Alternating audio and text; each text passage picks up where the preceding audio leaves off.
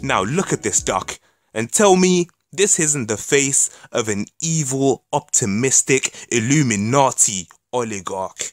Hello, peasants!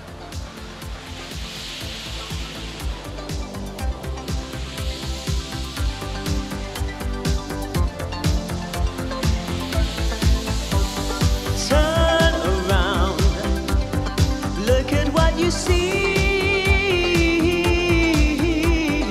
In her face, the mirror of your dream. Make believe I'm everywhere, I'm hidden in the light. Written on the pages is the answer to a never-ending story.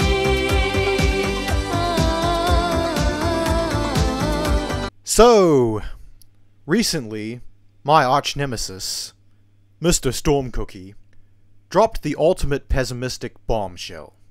The era of Stormcookie and his 50 subscribers is over. I'm done with YouTube. Now, I get where he's coming from here. I mean, I haven't released a new video in like, over a month.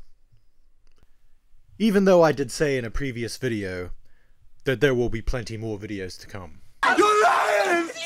You're lying! And it's pretty much for the same reason that Stormcookie says he's quitting. So the first reason is that making my videos takes a lot of time. Like sometimes I might spend 2 days working on one video. So this is the biggest problem that I have. Time. If you didn't know, I now have 2 full-time jobs, and I currently work 7 days a week. By the day I run my small business, and by night I run somebody else's business for a wage. And the only reason I'm even doing this now is because of the beloved Queen's birthday. I, unfortunately, am not in a position where I can sacrifice many hours of my life towards something that provides me nothing more than social interaction. The best things in life are free, but you can give them to the birds and bees. I want money. Not that I started YouTube for money or fame. Social interaction is actually exactly why I started making videos. It was a way to express myself to others, make new friends, and have some fun at the same time. And for that reason, I would say it's my hobby. That's f***ing gay! Now, I'm not going to cover everything in Stormcookie's videos. FYI, I'm responding to 2 videos here.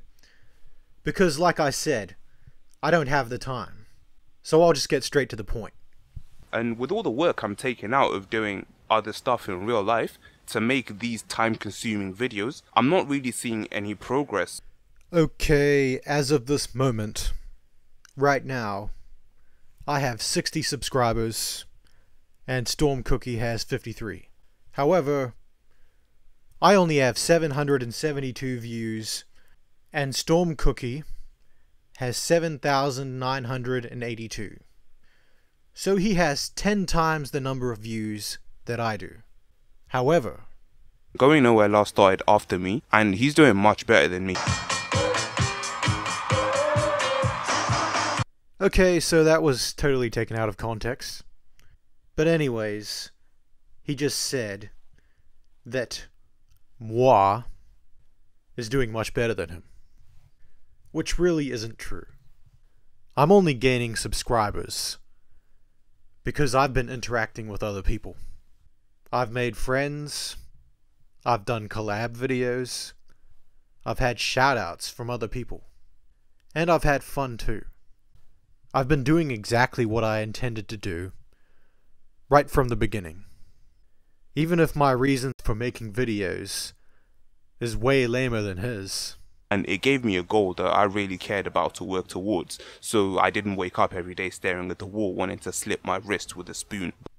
It's actually the reason why I'm gaining subscribers. Going nowhere less! Other people helped me. So I'm not really doing that well. I'm just going about it in a different way. And I'm actually very impressed by anyone who can get over 2,000 views on a video without spending any money on advertising. I may not have made any videos about trending topics, but still there's no guarantee that even if I did, I would even get the views. I just don't know. But I don't expect any fame or money from making these videos. I know that the possibility is always there, and that would be amazing to be pro, but I'm not going to put all my eggs in one basket, as they say. If you consider time to be just as valuable as money, then the risk versus reward of making YouTube videos for a living is not very good at all. Now, don't get me wrong. I'm not saying that everyone currently making a living out of this, and anyone who plans to in the future, is stupid. I'm just saying the odds are stacked against you. High against you. Not to mention, a lot of things are out of your control too. I'm sure you guys must have heard by now about how advertisers are pulling out of YouTube, and YouTuber earnings have been fucking decimated. Now, this doesn't mean it's pointless trying to make a career out of YouTube. It just means that making a career out of YouTube will probably take a really, really, really long time. In other words, you'd better be prepared to work for free. And you may get paid, eventually, if you should be so lucky. So that being said, now let's hear Stormcookie's reason for starting to make videos on YouTube. So I don't really consider looking for a job as a goal to work towards. So before I started YouTube, and even for my first few months, if you go back to my first video, like there's like a hidden message at the end or something about fucking depression or some shit like that. So yeah, for the first few months I really felt lost and I didn't know what the fuck to do, because I had a mentality that working a 9 to 5 days a week as a slave to make someone else rich until I die isn't really much of a life. So I saw YouTube as a chance to escape from that cycle. So he wants to escape the rat race of life and live a life of adventure and fun, like a sane human being. And so do I. It's a good reason. But like he said earlier, how do you know you're not just wasting your time? What if you're not seeing any progress? Should you try something else? This all goes back to the big question that Stormcookie once asked me, and I'm finally going to answer it. So straight away, I just have a question for the duck, and the question is, are you trying to advocate potential success for everyone or for a select few?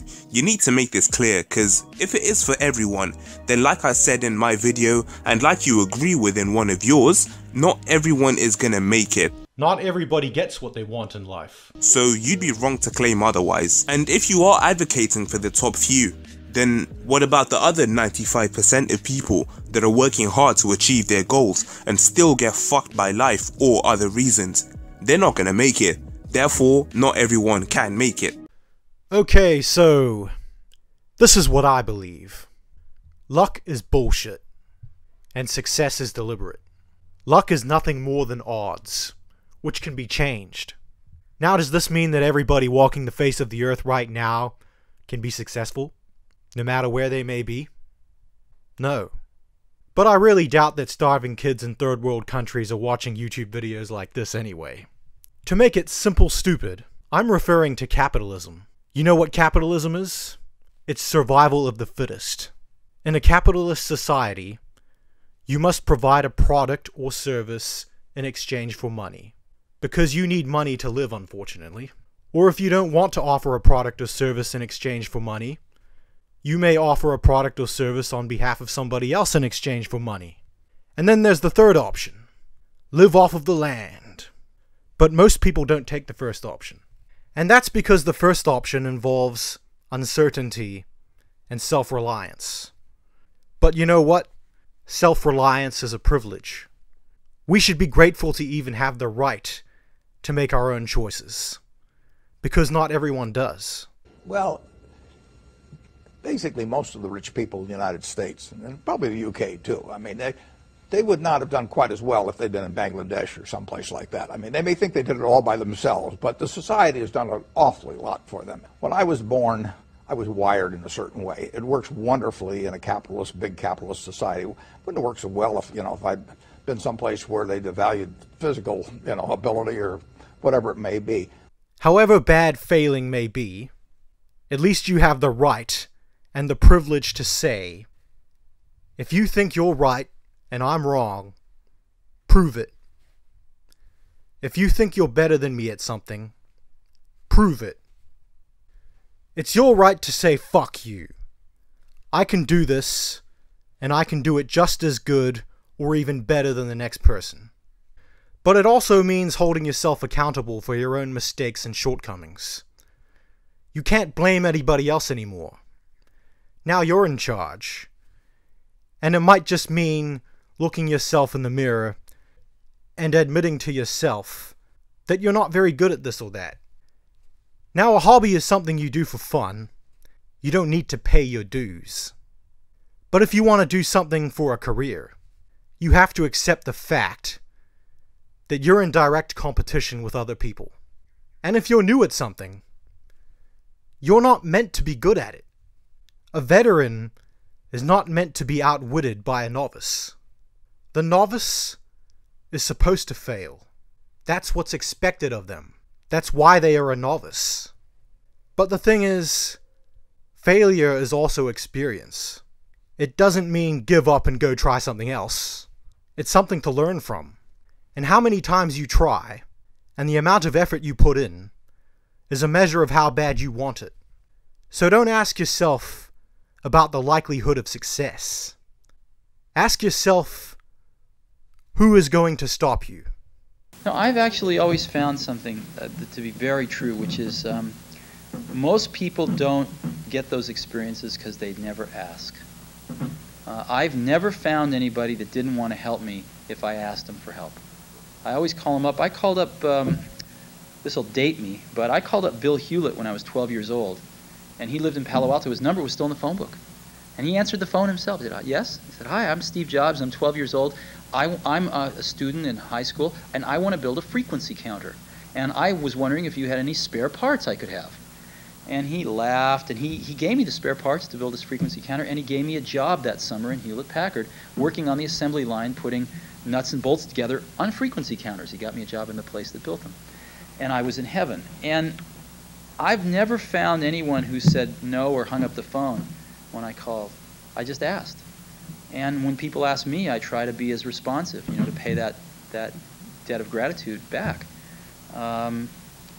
Most people never pick up the phone and call. Most people never ask. And that's what separates sometimes the people that do things from the people that just dream about them. You gotta act. And you've got to be willing to fail. You've got to be willing to crash and burn, with people on the phone, with starting a company, with whatever. If you're afraid of failing, you won't get very far.